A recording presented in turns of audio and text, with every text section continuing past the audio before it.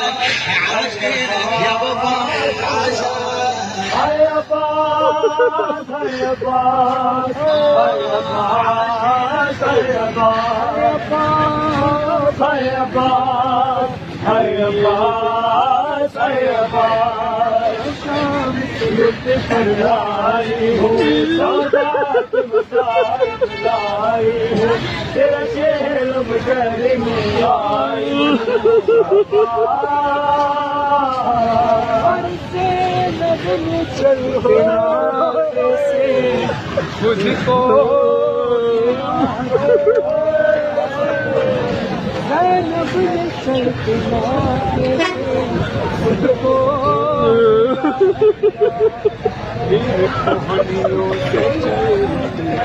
گئی بھائی سے کہا ہم لوگ ہو کے کوچا بازار آئے ہیں، زندہ سے چھٹ کے بیمار آئے ہیں. یہ حسین آپ کے زمانے آئے ہیں، زندہ سے چھٹ کے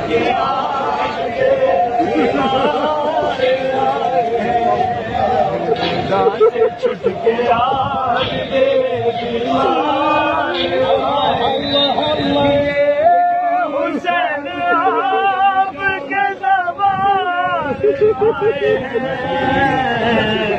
آپ کے عابدے بیمار آئے ہیں، زندہ سے چھٹ کے عابدے بیمار آئے ہیں، زندہ سے چھٹ کے عابدے بیمار آئے ہیں. پیدل چل کر آئے ہیں.